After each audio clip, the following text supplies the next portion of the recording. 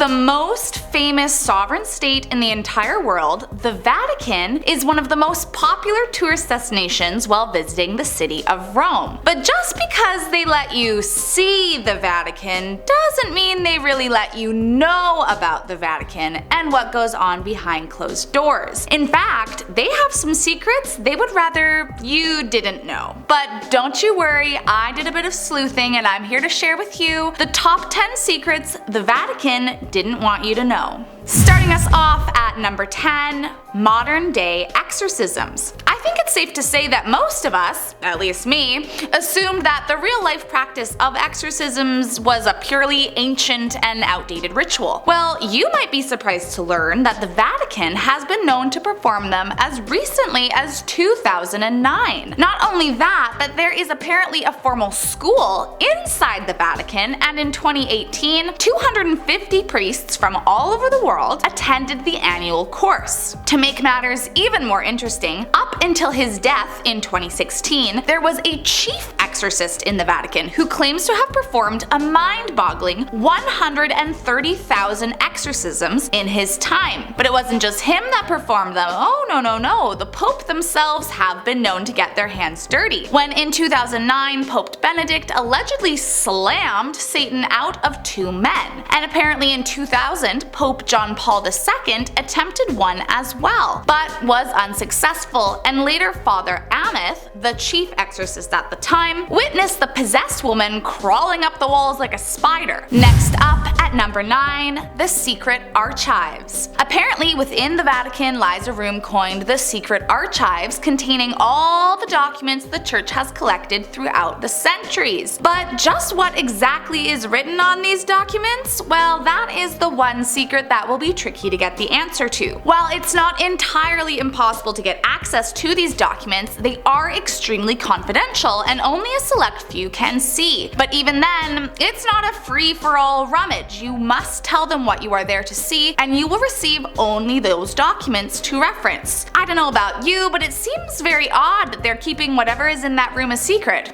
I mean, what is it that they don't want us to know? Next up at number 8, tax evasion. It's pretty common knowledge that most churches around the world are tax exempt, and the Vatican is no different. Well, except for the scale. The Vatican receives a property tax break for all non-commercial properties containing a chapel. They've managed to figure out how to use this to their advantage, and between the years of 2006 to 2011, the Vatican evaded taxes that amounted to 4 billion euros. Like, think about how much money that is. Truly, it's staggering. But before you grab your picket signs and march down there yourselves, there was some justice. Thankfully, the European Court of Justice stepped in and ruled this completely illegal and forced the Vatican to cough up the cash as post-dated tax. But many argue that it wasn't enough. If you look back at accounts dating back to 1992, it's estimated that the Vatican has evaded nearly 13 billion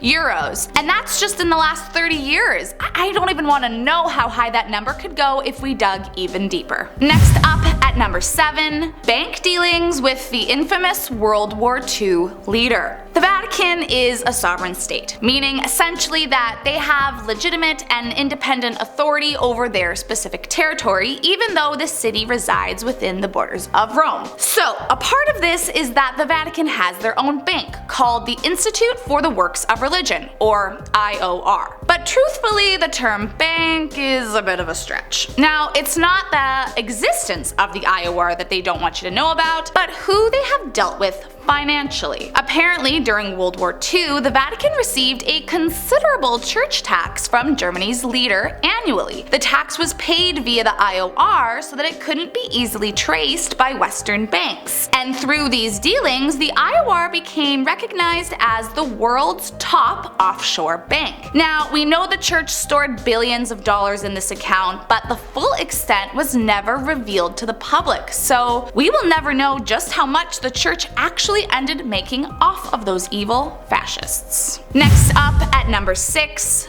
top secret court. Back in 1179, Pope Alexander created a secret court to handle sins of crimes based on conscience. The top secret court was a secret to the public up until 2009, but has been known to judge events on a wide spectrum, such as desecrating a communion wafer to priests breaking their vows of celibacy. Now, apparently the sinner who seeks absolution must write an anonymous petition to the Holy See, which is essentially the government of the Roman Catholic Church, which will then be submitted to the tribunal, which is kind of like a board that rules for the court. The tribunal will consider the matter, but the ultimate decision lies in the hands of the major penitentiary, who is the highest ranking archbishop, and it is only if he cannot come to a decision that is then passed along to the Pope. Allegedly, up until the 18th century, crimes of SA and murder were judged by this tribunal. Next up, at number 5, post-war smuggling. Not only did the Vatican manage to make money off of the German war criminals for several years, but when all was said and done, they actually helped them escape the mess they had made. Understandably, after the war ended, Europe was not a big fan of the select German citizens that had caused an entire world war, so their solution was to flee the country and head towards South America. They apparently fled Europe using routes known as rat lines, and the Vatican knowingly gave them a helping hand. According to a researcher at Harvard, Gerald Steinecker, the Vatican's aid was based on the revival of European Christianity and the fear of the Soviet Union. And while that may be true, it's still incredibly hard to believe that someone actually pitied these people and helped them escape. To add insult to injury, the Vatican was often behind creating the false identities for the escapees prior to helping them flee. Next up, at number 4, Pope John VIII. Now, if you don't know, according to the Catholic Church, the Pope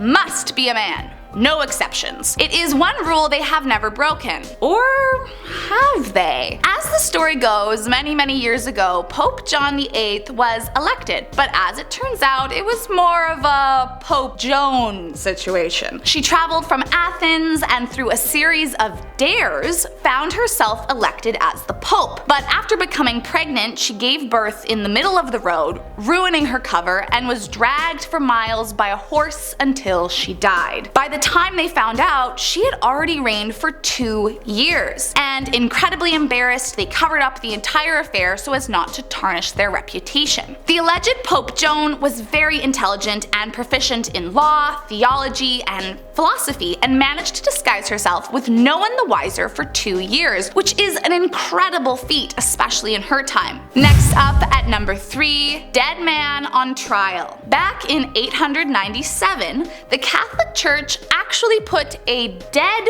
man on trial. The trial was for the deceased Pope Formosus, and his successor, Pope Stephen VI, held it, accusing him of usurping the papacy. He had already been dead 7 months by the time he was put on trial, but nonetheless, they wanted to go through with it. They even assigned someone to speak on his behalf. Unsurprisingly, the dead man was found guilty, and all of his acts as Pope were declared null and void. His body was stripped of his sacred garments, and they cut off his 3 fingers of benediction. From there, he was cast into the river, the place where all the infamous criminals were disposed of for centuries. Coming in at number 2, Duplessis Orphans. Flashback to 1940s and 1950s Quebec. Maurice Duplessis was the premier of Quebec at the time, and many of the social services were provided by the Roman Catholic Church. Now, because of the Catholic Church's belief that women needed to be married to have children, they would frequently urge mothers to give up their children to orphanages, as they felt that the mothers were incapable of caring for them without husbands. Now, it gets sticky because not only is that just crazy, but many of these orphanages were operated by the church. Now, here is where Maurice Duplessis comes in. He discovered that he could get more money from the government if he declared the orphans mentally ill or unstable. Regular orphans would get him $1.25 a day, but psychiatric patients would get $2.75 a day. So under Duplessis, the provincial government deliberately misdiagnosed thousands of children for fiscal gain. These children were tested and abused and traumatized, all so the government could make money off of them. And don't forget, the Catholic Church owned these orphanages, so they too made money off of it. And coming in our number 1 spot, the Vatileaks. Back in 2012, an author named Gianluigi Nuzzi published a book entitled His Holiness, The Secret Papers of Benedict XVI, which contained confidential letters and memorandums from within the Vatican walls. How did he get all of this info? Well, the butler, of course. Paolo Gabriele, who had been the Pope's personal butler since 2007, aided the author by leaking highly classified information, for which he was later arrested by Vatican police in 2013. Now, with these documents leaked, authorities reviewed them and held an investigation to dive deeper into the scandal. It was uncovered that members from outside the Vatican were blackmailing secretly gay bishops, as the bishops were sleeping with them and not only breaking their vows of celibacy, but also hiding that they were homosexual, which, if you are unaware, is kind of a huge deal in the Catholic Church. With all the scandal of leaked documents, gay bishops,